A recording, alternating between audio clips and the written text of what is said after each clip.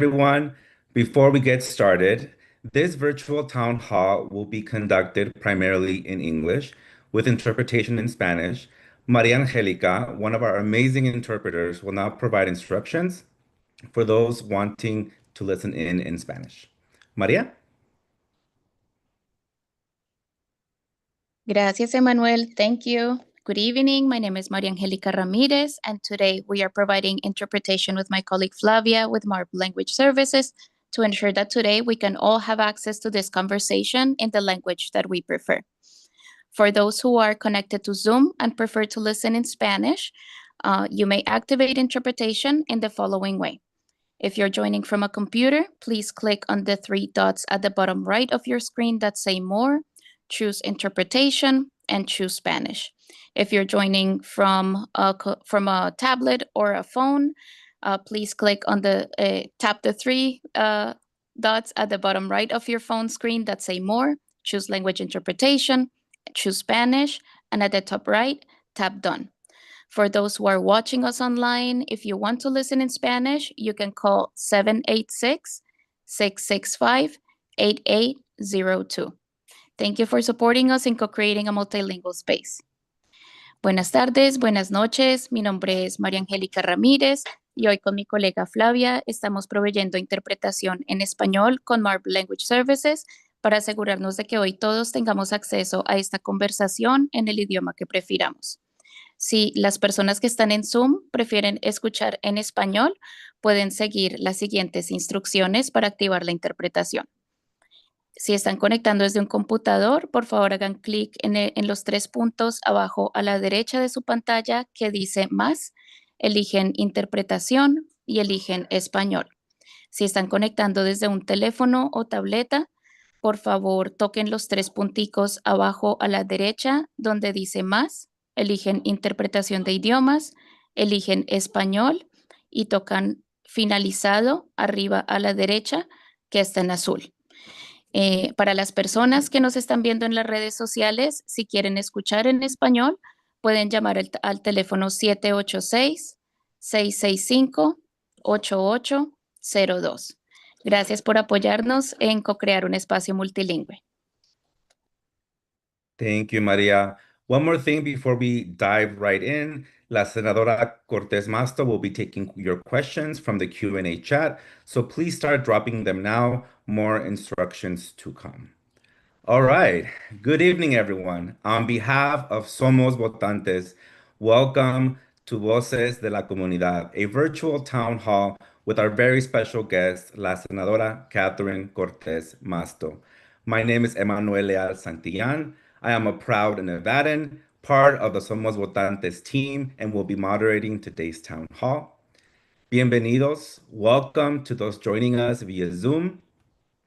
We are also live broadcasting right now across multiple accounts on Facebook, Instagram, YouTube, and TikTok with a combined reach of millions. Thank you to our amazing group of creators who are carrying this stream live on their social media platforms. Thank you for using your platforms to uplift the voices of our community. So if your friend, your neighbor, or a primo is not on Zoom right now, please feel free to invite them to tune in via the social media accounts of Somos Votantes, la senadora Cortez Masto, or they can join us here on Zoom by going to somosnv.org/town hall. Our team will drop the handles and the link in the chat. Voces de la Comunidad is part of our commitment to connect you directly to our elected leaders and our decision makers. We all know that working people are the backbone of our economy, and yet too many of us are barely keeping up with the rising cost of living, things like groceries, housing, and gas.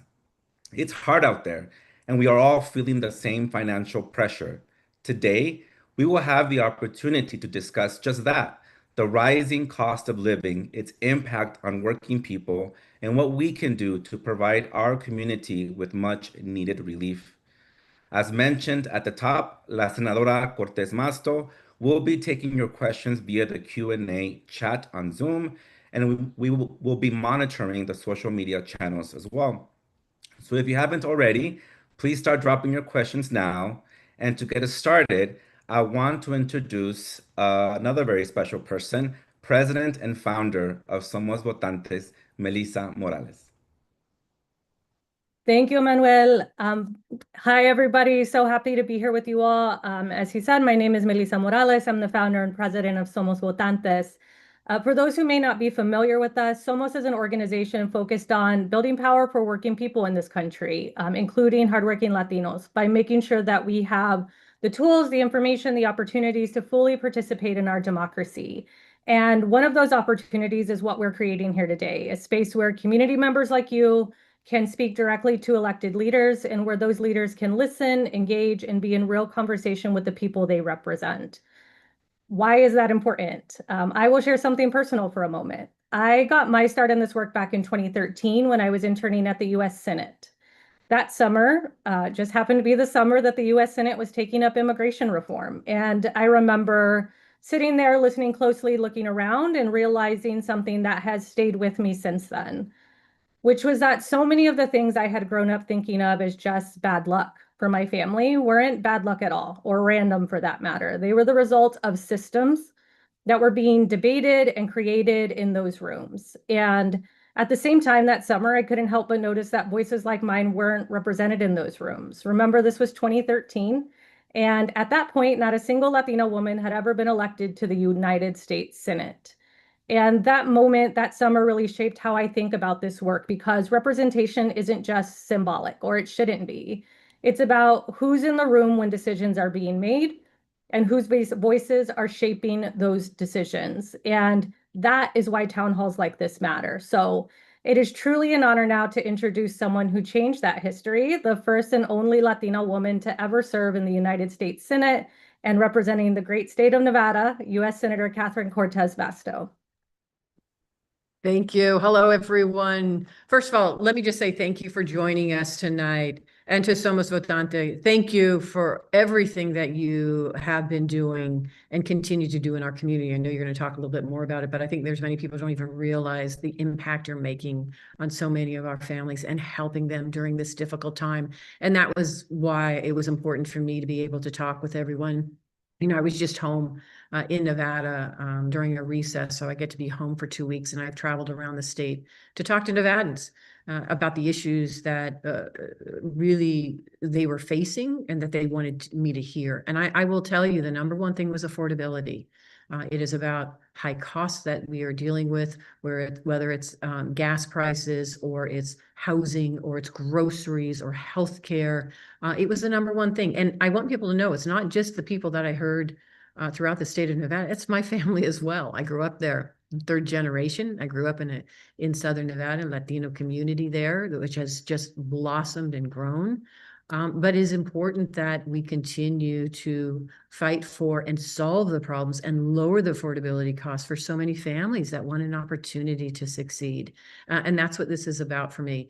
What I have witnessed over the last few years is the struggle for so many families just to make sure they have a good paying job with good wages, that they can then afford their health care and access to health care and put food on the table for their families and their children, and then have a roof over their head. And oh yeah, by the way, pay their bills, electric bills, and then be able to afford health care when they need to.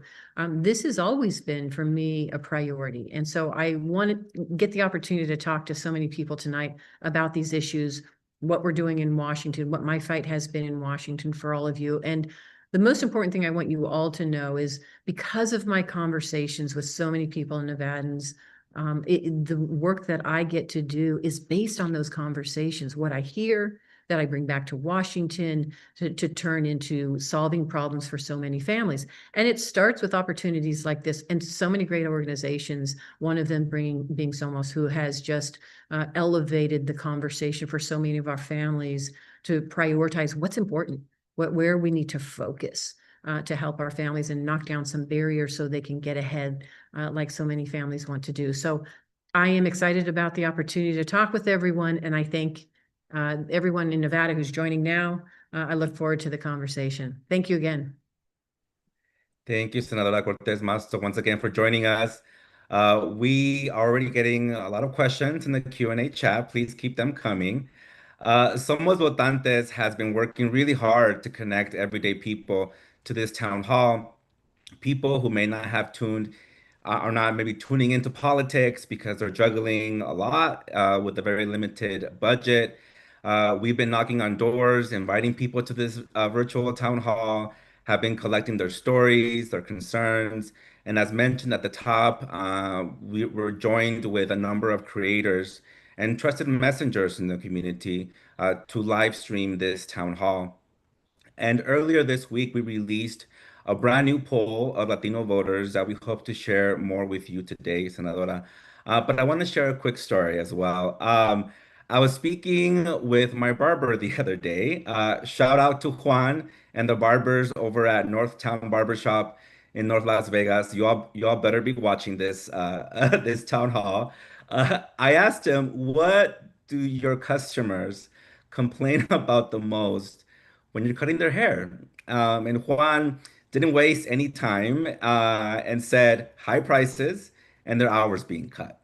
He shared that more and more for his customers, a haircut is more of a luxury nowadays, and said that when he does come see them, they are coming in earlier and earlier in the day. Why? Because their hours are being cut. Many of them young people, parents with families to provide for, and kids that need a special haircut for a special day. We all are all too familiar with school picture day. So it's definitely hard out there. We're all feeling that same pressure, as we mentioned. But that is sort of why we are here today, to hear these types of stories and the real people behind them. Before I invite the next speaker, I want to give a quick reminder to those who are watching us on social media and wanting to listen in Spanish. Para escuchar en español, si nos están viendo en las redes sociales, pueden llamar al número 786-665-8802, 786-665-8802. And now I would love to introduce our next speaker, our Nevada Program Manager, Angel Lascano, who will lead us in the next section. Gracias, Emmanuel, and thank you so much, Senator, for being here. As Emmanuel said, Angel Lascano, I'm the program manager here in Nevada, reporting to you live from a little windy Las Vegas. At Somos, we like to say if we've had thousands of conversations with our community over the past year, we've had one. And that conversation has consistently been about the cost of living and the economy. Whether it's in English or in Spanish, at the door of someone's house, in a business, at one of our community events or online, our community's top concern is the rising cost of living. Since November of 2025, we've knocked on nearly 56,000 doors, spoken with over 6,000 hardworking Nevadans, and collected over 1,000 video testimonials. And what those conversations have confirmed is exactly what our research is showing us. As Emmanuel mentioned, we just released our 5th Latino landscape tracking poll, and here's what we found. The cost of living continues to be the #1 concern, and it's not letting up.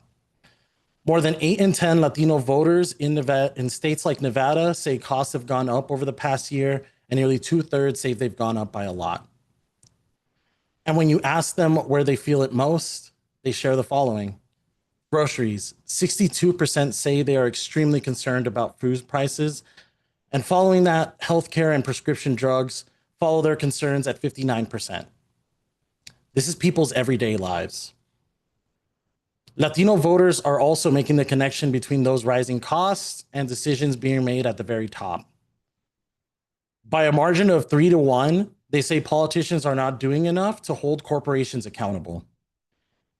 And when asked what policies are driving costs, voters responded 2-1, pointing to tariffs, overseas military spending, and cuts to healthcare and food programs. And then there's the Iran war, which for Latinos is not just a foreign policy story, it's an economic one too.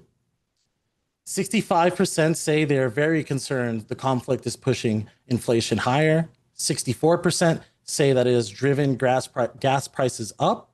And 63 are alarmed by what it is costing taxpayers in military spending.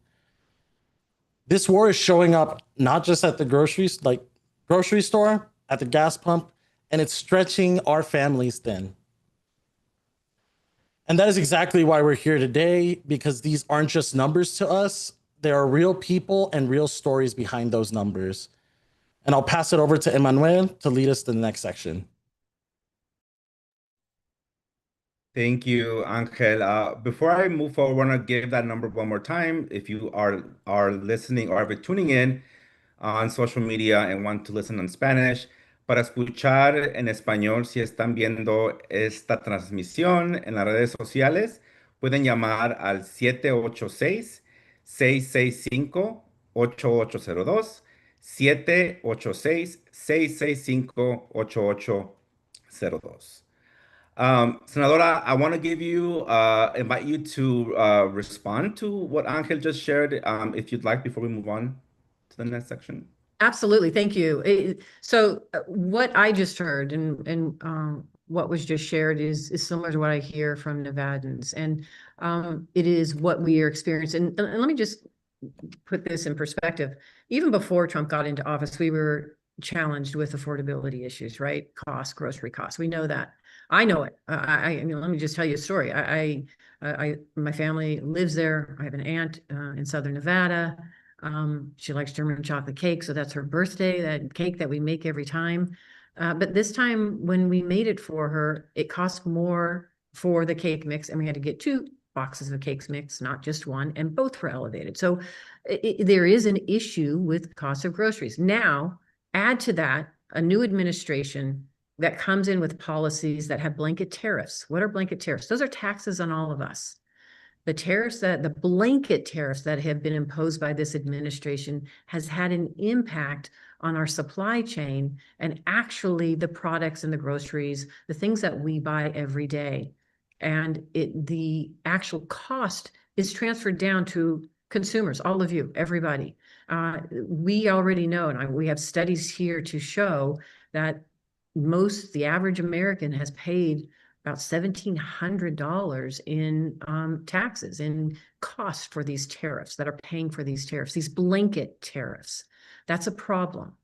Now you add to that some of the challenges we have unique to Nevada, which is our tourism industry is the gold standard for the country, for the state. It's a major revenue generator. It provides trillions of jobs, right? We've got tons of jobs in Nevada, both directly and indirectly related to our service industry, our tourism and travel.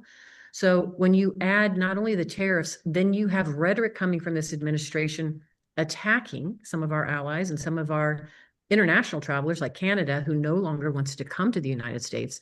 And then the policies of this administration putting more barriers into international travelers coming to this country and into Las Vegas and into Nevada. We have seen a downturn in tourism because of the bad policies. We've seen over a 7% decrease in tourism into the state of Nevada.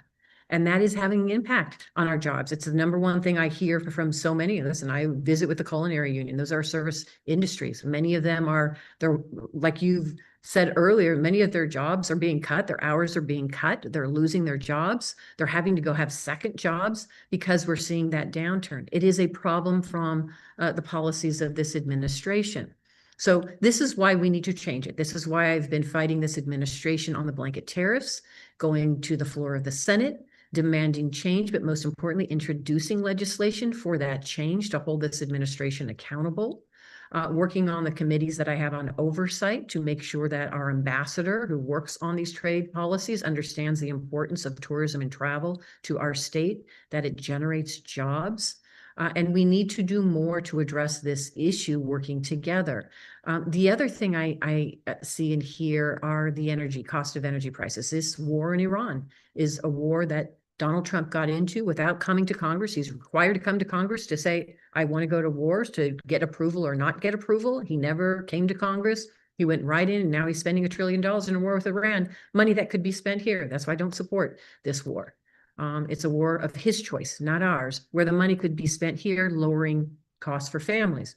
That's why we've gone to the floor, and I've supported the War Powers Act to force this administration to come back to Congress to explain what he's doing, to get approval from Congress, so that we can hold him accountable.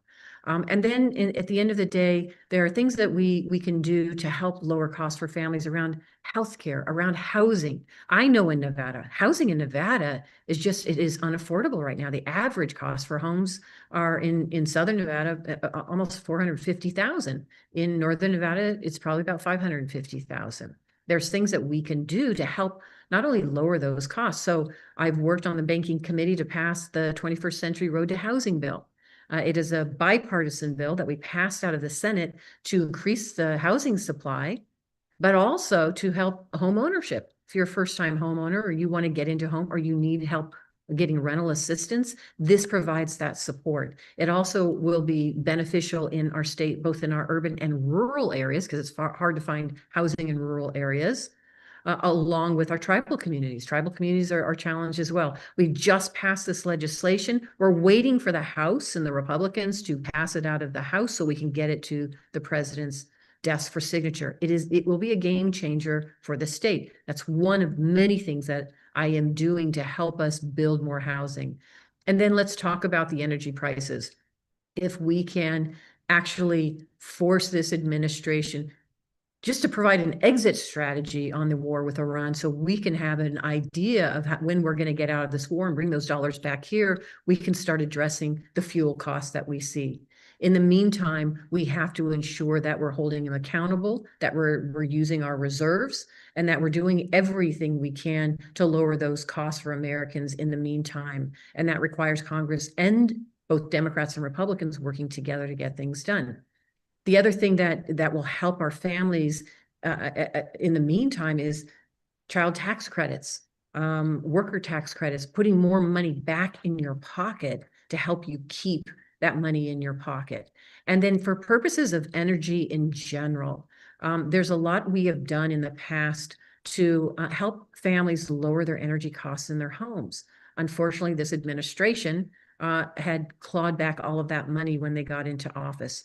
I have legislation to put that money back to homeowners to help them lower their homes. And then finally for healthcare, I don't have to tell all of you, we actually, and I'm very proud of it, passed the Inflation Reduction Act, which required for the first time big pharmacy companies to negotiate prescription drugs and lower those costs. And they're doing that now. We capped the cost of insulin. It's happening now, but more needs to be done. And so we have introduced legislation I have to help lower those costs, but we got to get this administration to pass it. This administration is not focused on lowering those costs.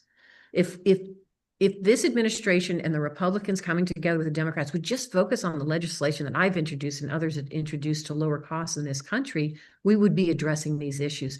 That's where our priority needs to be. And yes, for corporations to stop the price gouging. There's legislation I'm introducing, and we've seen it. Your entire delegation has introduced legislation to address the price gouging. There's a number of things that we're working on, but we've got to get the Republicans to pass it, and we've got to get this administration to sign it. It does no good to have no tax on tips if you have costs everywhere else and you're actually in a deficit. You can't afford the other things that I have just talked about. That's less money in your pocket. We have to do more. And that's why, for me, it is about solving these problems, hearing from all of you, talking with you about it, and making sure we're solving the problem. There's more to be done, and there's more I can talk to you about. But I want you to know, for me and many of us, the affordability crisis is the #1 issue. We have to get a handle on it. You're dealing with it. My family's dealing with it. We all are. We have to solve this problem. And that should be the priority of everyone, whether you're in Congress or you're running for office or you're in the White House now. That should be where our priority is. Thank you, Senadora. That's a perfect segue into our Q&A section. Part one, for folks, thank you for dropping your questions. Part one, we will play a short video featuring 2 testimonials, 2 of the many that we've been collecting from our community, highlighting their concerns with rising costs, as Senator just laid out. We will then pose two questions to La Senadora Cortez Masto that we found to be the prevailing questions that people at the doors and in our community had for her. In part two, those of you who joined us via Zoom will have the opportunity to once again to drop your questions for La Senadora in the Q&A chat, and we'll also be monitoring the social media as well. Our team we'll then select several questions based on the ones you dropped in the Q&A chat, but we'll make sure to capture all of them and forward them on to the Senadora's team. Otherwise, please continue dropping your questions in the Q&A chat. And let's start. I think starting with part one of our Q&A section, based on the thousands of door-to-door conversations which are happening, Senadora and everyone watching, they're happening right now. So shout out to our amazing canvassing team. You know, I started off as a canvasser myself a couple of decades ago, so I know how hard it is, but also how needed you are. And so based on what they're doing right now out in the community, and based on our recent poll of Latino voters, and on what we're hearing from our community online, we compiled these two testimonials in a short video that we would like to share with you, Senadora, and everyone watching, that represent people's top concerns as you just outlined. And here we go. Hi, my name is Leslie Acosta. I'm born and raised here in Las Vegas. I've been here for 26 years. And the time that I've been here, the thing that I've noticed the most is how disappointing it is to grow up like financially. You know, my parents, when they bought their first home, they were both making, well, we were under one income, and my dad was making less than $20 an hour, and they were able to buy their home. Nowadays, me and my wife both make around $35 an hour, and we're both struggling to pay our mortgage. And it's kind of crazy. Like, this home isn't new. It was built in like the 1980s, and it's kind of frustrating how these financial and economical issues are affecting Clark County. And I think a question that I have is, what are some of the resources or programs that Nevada is planning to implement to kind of help the younger generation here in Las Vegas stay here?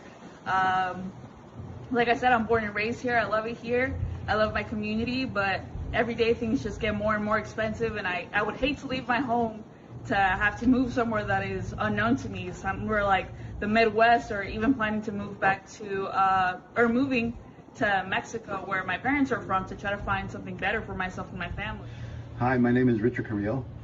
I'm a resident here in North Las Vegas. I've been here for a good 25 years now.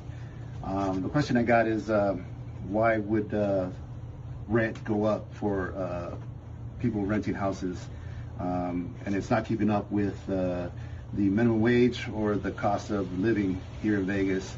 I noticed a lot of people moving here from California, and it is getting busy. There's a lot of people, traffic. Also, why is gas going up? I kind of get it, but why would it hurt us as Americans? But that's the question I would like to ask, and if they could help the citizens and people here in Vegas to lower down the rent and help us out with the jobs that we're trying to keep and have, because I know that some people have 2 jobs just to keep up with their bills. And thank you to Leslie and Richard for sharing your stories with us. Like I said, they are one of many stories that we've been collecting from our community. And you know, a part of this you already answered, Senadora, but feel free to add to this. It's a quite simple question that they all keep asking. We all keep asking is, the first question is, what are you doing as our Senadora to help lower the cost of living? Yeah, and thank you for those questions. And so let me say a couple of things. One, do not hesitate to reach out to my office for any assistance.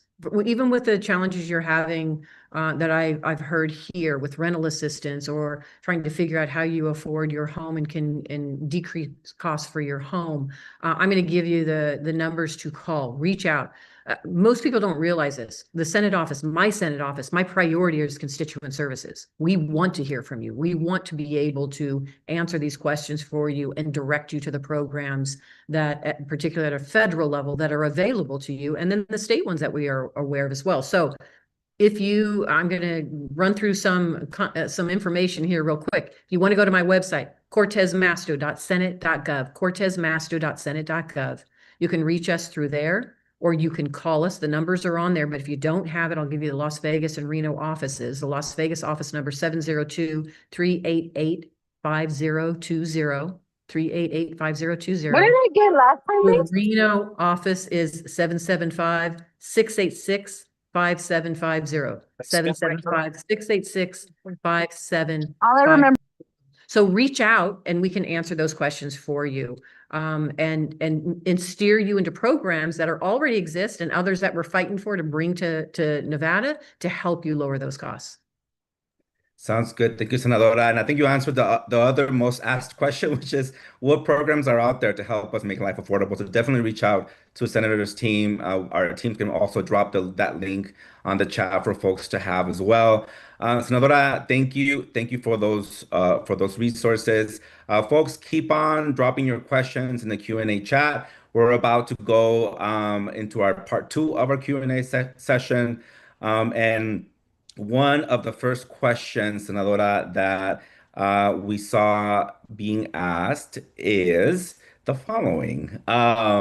We've gotten a few of these questions from several participants on the Zoom.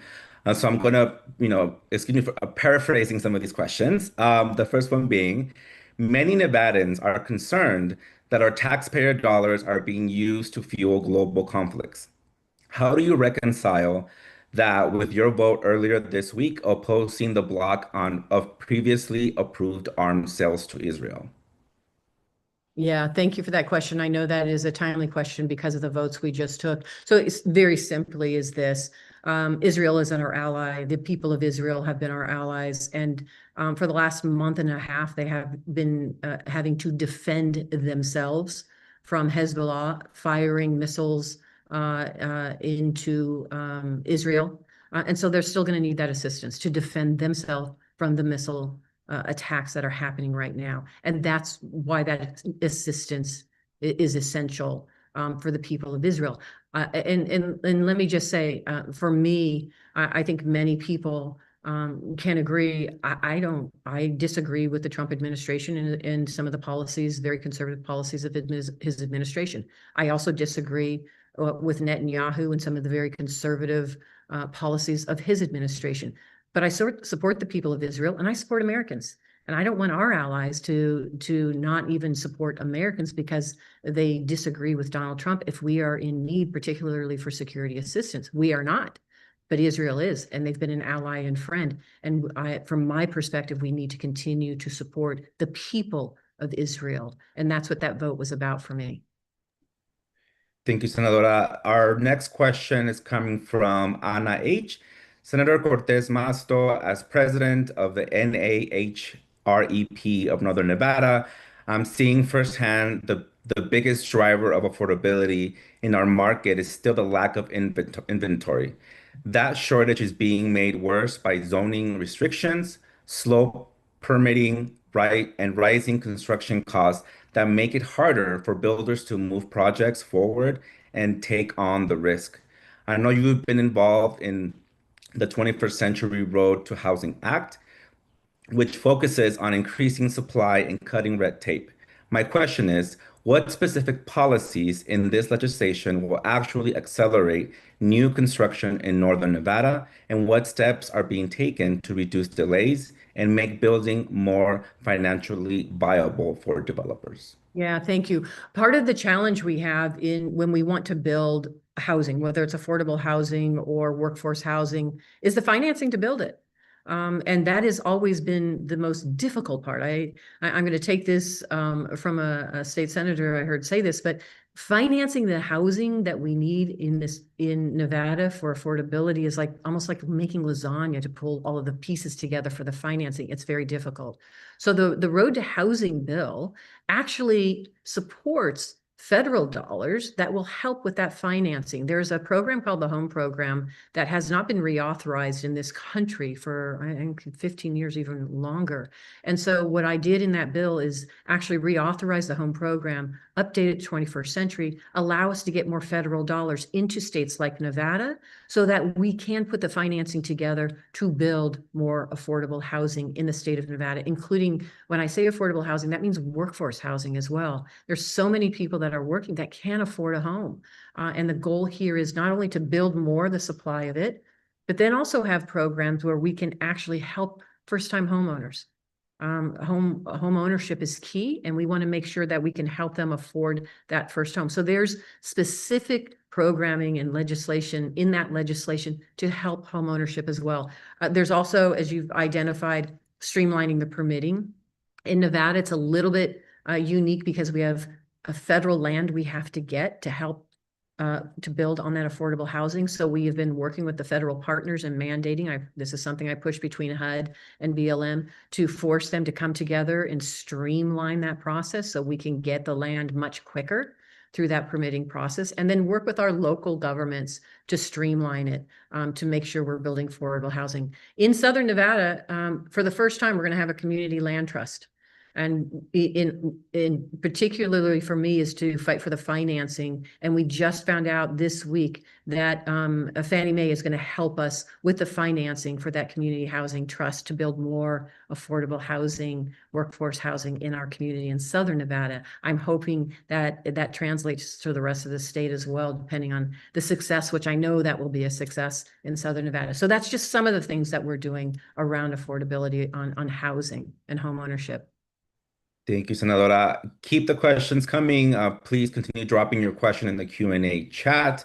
Our next question we have from Elsa, who says, I am an immigrant and I am very concerned about DACA, specifically the delays at USCIS regarding renewals. I am a DACA recipient myself. Yeah, so let me just say, I am just as concerned. I've heard and from so many DACA recipients. I actually, as I was home, had roundtables and discussions with so many of our dreamers and DACA recipients. Here's what I know. This administration is slowing the application process so that they are then putting individuals in a challenging time of losing potentially their jobs or their work opportunities or a change of circumstance so that they can sweep in and pick them up and deport them. I have spearheaded with my colleagues a letter and to the Department of Homeland Security demanding that they explain to us as senators who have oversight over their budget why they are slow walking these applications. And most importantly, holding them accountable for a lack, if they don't work with us, not funding their departments as we have done in the past to hold them accountable. If you are a DACA recipient and you are in this unfortunate situation where there's a lag time, if they're slow walking your application, reach out to my office. Again, we have caseworkers, bilingual, can work with you. We have been successful in helping push through some of these applications to get them done in a timely manner so you don't lose your job or you don't have a change of circumstance. But this is intentional on this administration because they are engaged in wholesale deportation. It does not matter that you have not committed a crime. They are still coming after people across this country. And that's the push and that's the fight that I have. And many of my colleagues are why we're pushing back on Department of Homeland Security and holding them accountable. Thank you, Senadora. And as a former DACA recipient myself, I know how stressful it can be to wait for that renewal. Our next question comes from Carmen. Will you and your fellow decent, caring senators be able to block the SAVE Act? Yes, and we already have. We have done really, they tried to pass this about 3 or 4 weeks ago, and we've been able to block it. And we're going to continue to block the SAVE Act. And most people don't know what this is.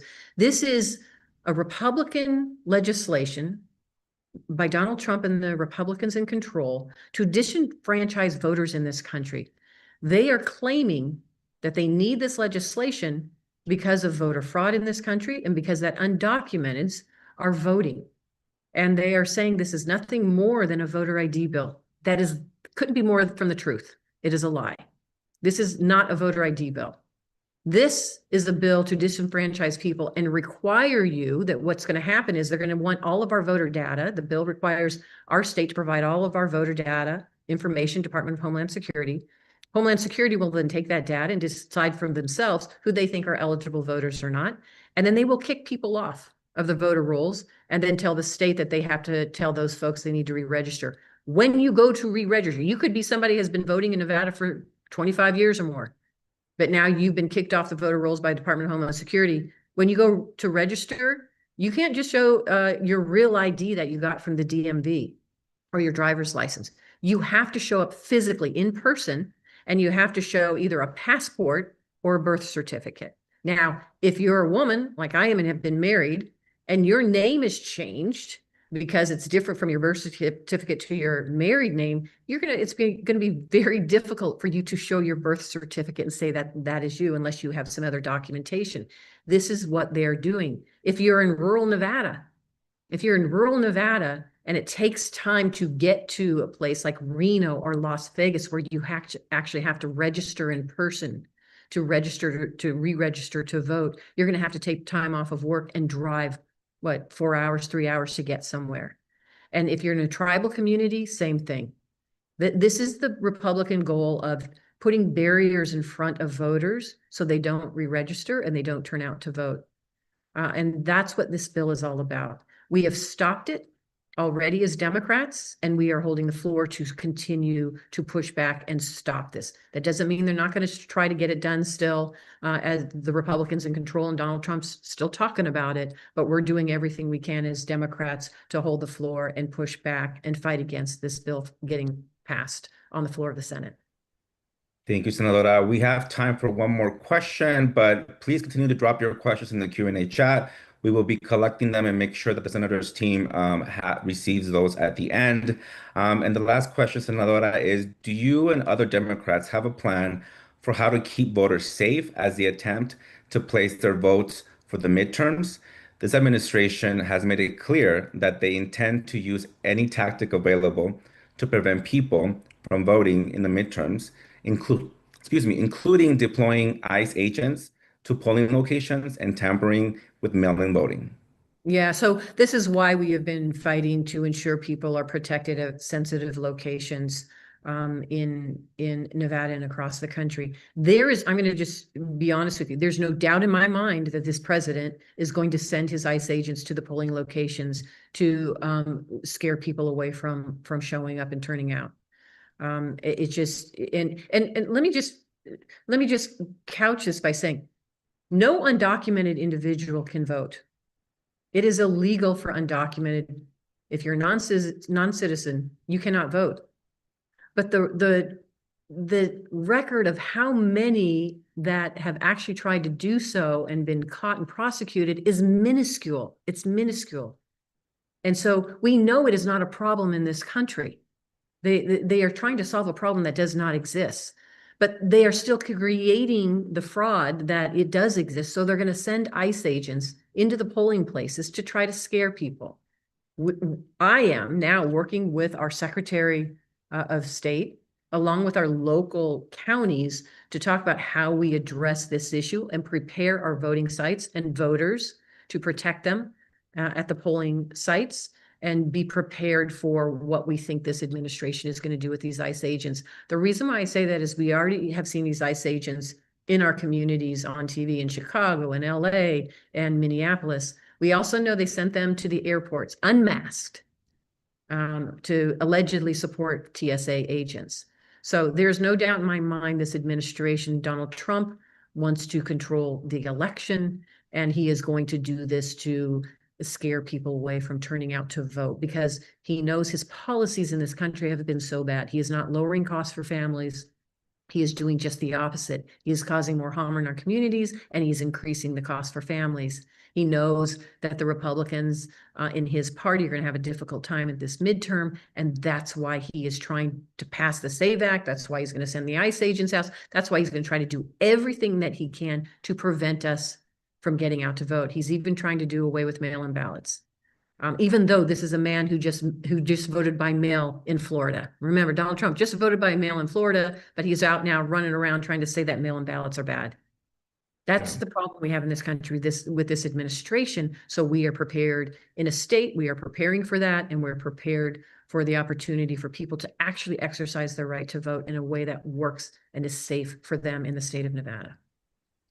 Thank you, Senadora. Well, it's not every day that our senator is here talking to us, and we have her here in this virtual town hall. So let's ask one more question. This is a real last question. Every time there is a mass shooting, Democrats start talking about gun control. I am a lifelong Democrat, and I vote in every election. Why don't you all introduce legislation around mental health instead of gun control, considering the fact that every single time there is a mass shooting, it is determined that the shooter has mental health issues? Yeah, thank you for the question. And I will say in Nevada, this is the #1 area for me in healthcare, is the mental health piece and supporting behavioral health. I have fought as the senator to bring dollars into the state of Nevada, actually brought almost $1 billion into the state of Nevada to address the behavioral health and mental health challenges we have in Nevada. We were on track to improve upon that, not only in our schools, where I've fought for funds to go into our schools, but to address the gaps in service that we have in the private sector to bring mental health services to individuals. Unfortunately, when Trump got into office, he clawed back a lot of those funds and took back a lot of the work that we have done to fund mental health. So for me as an appropriator in the United States Senate, I will fight always to put that back in and work with folks in Nevada to make sure they have access to those funds. But I want you to know that this administration is doing just the opposite. Thank you, Senadora. Please continue dropping your questions. Again, we don't have time for any other questions, but we will be collecting the questions that are dropped in the Q&A chat. So your question is important to us. Please make sure to continue dropping it. I would like to bring back our Nevada Program Manager, Angel Lascano, who will talk briefly about our economic resource programs at Somos that are available to our community, and then we'll end with some closing remarks from La Senadora Cortez Masto. Angel? Thanks again, Emmanuel. Wait, let me make sure. Oh, yeah. Thanks again. So in 2024, Somos Votantes launched La Cosecha, our first economic relief program aimed at making life more affordable for working people by connecting them to much needed resources that could reduce their monthly bills. And since then, our program has really grown. Our program was born from conversations we were having with people in the community and what they were telling us. It's really hard to make ends meet right now. So we really challenged ourselves to think, what were ways that we can provide tangible, immediate economic relief to working families? And last year alone, we organized around 10 community events in which we distributed over 800 gift cards, totaling close to $50,000 in relief for hardworking Nevada families. And probably one of my most favorite proud things I've done with this organization and we've been a part of is that during Thanksgiving holiday last year, we eliminated over $133 million of medical debts for over 128,000 hardworking Nevadans in Clark and Washoe counties. That's a lot of money. And we know medical debt has become a crushing weight for working people. Millions of people carry medical debt, often as a result of an unexpected illness, an injury, or gap in insurance. And for many, this means choosing between paying for care or covering rent and groceries. And we did that because we know that when debt is eliminated, opportunity begins to grow, and that's good for everyone in our community. And we're not done yet. Please make sure to like and follow Somos Votantes and go to somosvotantes.org and sign up to receive text messages to stay informed and get the latest news about our upcoming events. We have some amazing plans for y'all for the upcoming World Cup, so stay tuned. Thank you, Angel. And yes, we're nearing the end of Voces de la Comunidad. I would now love to invite Senadora Cortez Masto to close us out, begin to close us out with some final words for our comunidad. Senadora? Thank you. First of all, let me just say thank you to Somos Votante and for eliminating medical debt for so many Nevadans. So it's a perfect example of an organization that cares about the community and really does the work to make the difference. And so on behalf of everyone there, thank you. I have to say, growing up in the community, I remember my abuela, she actually worked retail her entire life in Southern Nevada. And when she retired, she had Social Security and she had Medicare. And I remember sitting with her around the table at her house and going through her bills and helping her manage how she affords her groceries, how she affords keep a roof over her head, how she affords to pay her medical bills and her utilities. And I think every family has to do that. And it is a struggle now more than ever. And that is not lost on me. And that's why, for me, it is about trying to solve these problems at a federal level, pass legislation, bring federal dollars in the state of Nevada and programs that are going to lower costs for families. That's the priority every time I walk onto the floor of the Senate or into my office, is to really focus on the people of Nevada and how we help them get ahead. And so I'm going to make one final plea. If you have not reached out to my office and you need help, please do so.